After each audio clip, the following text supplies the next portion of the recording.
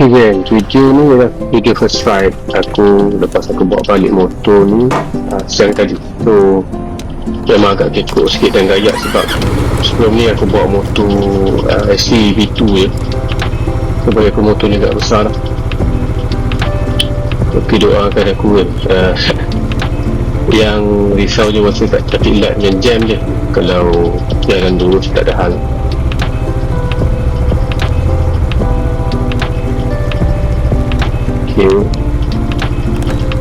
Masa ni agak berdebar sikit lah sebab tadi buat siang aku lalu kelas. Ok, jom let's go. Ok, apa yang aku suka pasal skuter ni sebenarnya adalah dia punya pickup kurang padu dan pada aku personally, bagi aku design dia lah.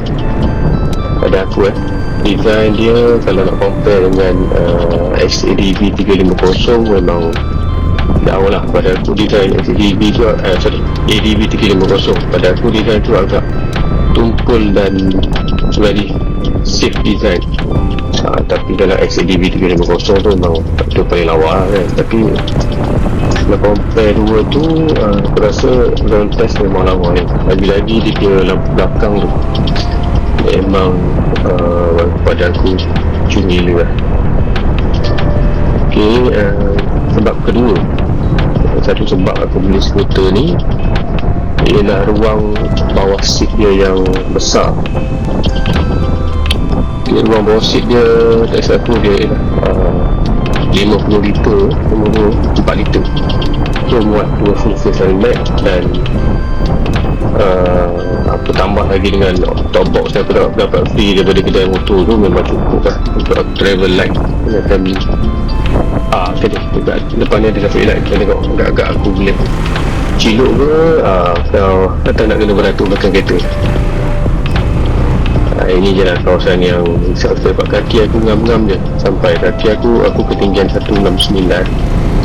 So aku boleh berjengket sikit lah ni yang besar sikit ni, tapi aku rasa ok je ni. Tak siang tadi ada praktis sikit. Ada kereta yang kena nasib baik.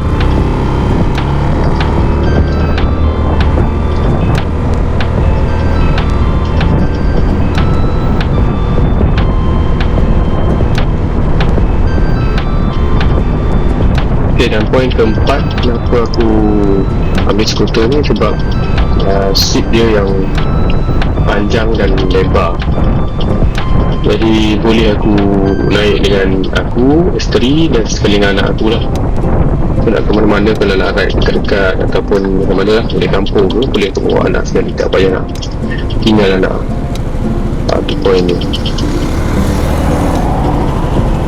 Poin yang tak suka untuk skuter ni ialah ketinggian skuter ni.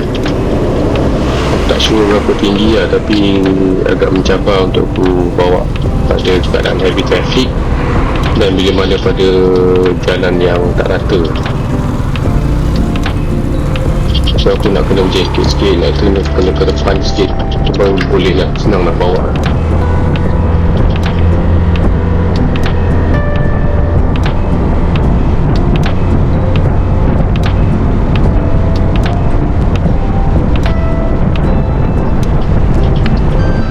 Dan untuk poin kedua, apa yang tak suka pasal skuter ni ialah berat dia yang mencecah 200 kilo. Jadi bila tolak motor ni ke depan ke belakang atau nak gas parking memang agak mencabar lah. So memang aku kena hati-hati, dan sebab kalau terbalik memang daya agak walaupun dia ada crash bar yang protect, still masih insyaAllah kan, insyaAllah untuk terbalik ni. So itu je perkongsian aku buat masa ni dalam video ni. Mungkin aku akan share lagi video aku ride ke mana-mana. Okay, so yes, okay, thank you sebab stay tune. Assalamualaikum.